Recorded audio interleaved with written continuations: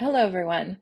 I wanted to hop on and toss a video out for a couple of reasons. First and foremost, as a Thanksgiving. I have been recovering the last few weeks from COVID and then a viral pneumonia that came from COVID.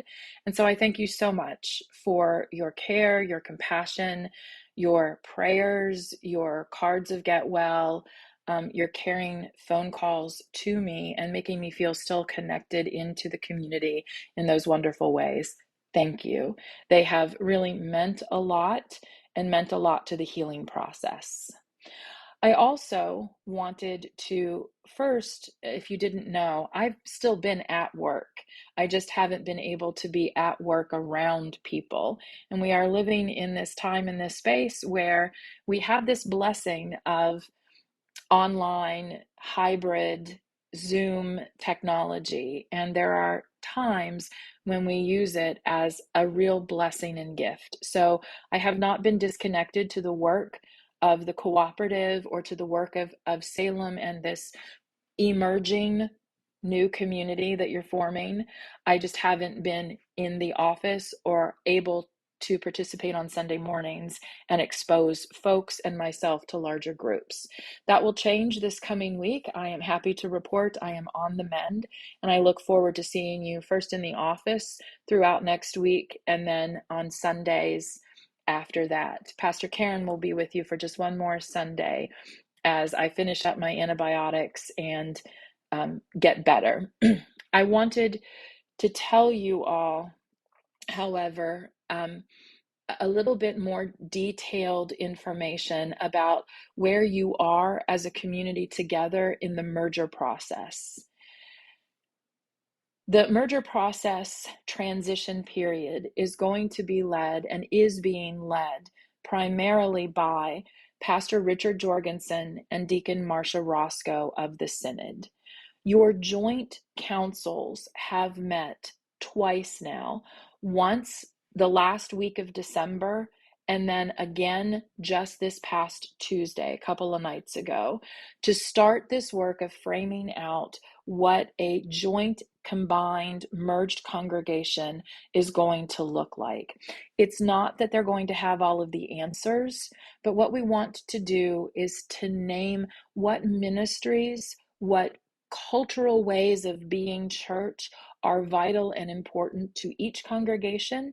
Find places where there's shared ministries, places where they're different and perhaps need some conversation going forward, to name those things in a way of being with and for one another that will ultimately create what are known as the articles of merger.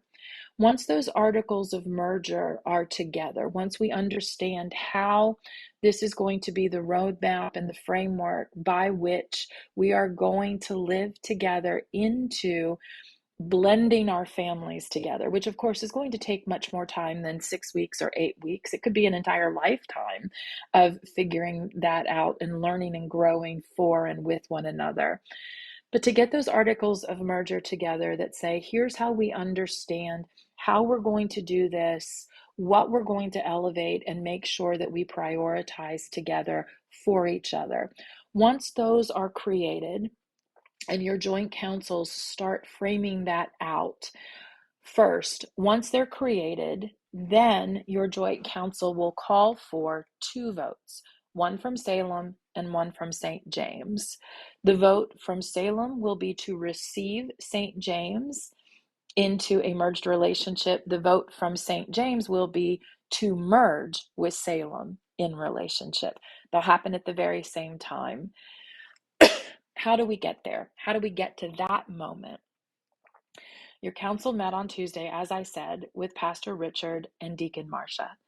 My work is to help you all, as a larger congregation, take the step with them. So they take the first step. Let's say they take the left step, and then we together take the right step. And then they take another step, and we together take the next step with them. Here's what this looks like. They named some ministry, essential ministry teams, missions, focuses that were vital to Salem and were vital to St. James. And together they named them in the meeting on Tuesday night. My step is to help you all take the next step into that. So on Sunday, February 5th, I am calling for all ministry teams, anybody who sits on a ministry team at either Salem or St. James, or there's at least one ministry team, the evangelical outreach team that is already a merged team. Everybody come together during the fellowship time for an hour after worship on Sunday, February 5th. And what we will do is I will guide you through that same process of talking about what ministries are vital, traditions, practices are vital as they apply to your specific focus in the community's life, in the community's missional life together. Does that make sense? Let me give you an example. You'll sit together as teams: worship and music team, finance team, evangelical outreach team, property team. Hopefully there will be people both from Salem and St. James sitting at those tables that represent those teams from both Salem and St. James. And then I'll ask you to spend time listening to one another. So what are the things that you do in worship and music at St. James that are critical, that have been critical, vital, and essential in the life of St. James? And to name them. Same with Salem. What do you do at Salem that is critical, vital, and important to name in the worship and music life at Salem? They talked the other night about altar flowers and how the altar flowers are donated, where they go after it, who does it. I mean, even those acts of both worship and then in giving afterwards are worthy of conversation together. And so that's what we're calling you all to do. It starts with the ministry teams, and then in the next couple of weeks, so your team, your joint councils are meeting every 2 weeks. So 2 weeks from now, they will receive this information that we are giving back to them as the ministry teams of both congregations, the ministry leadership teams, and then they will deepen the conversation and frame it out some more.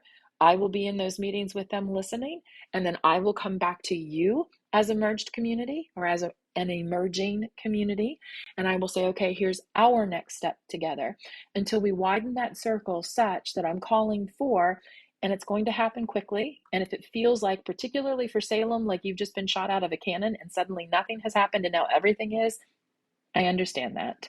This is a process that is moving with some intentionality and with some speed. Because remember, we're getting to that merger vote, and that merger vote, really, we're thinking about springtime as a merger vote at the latest.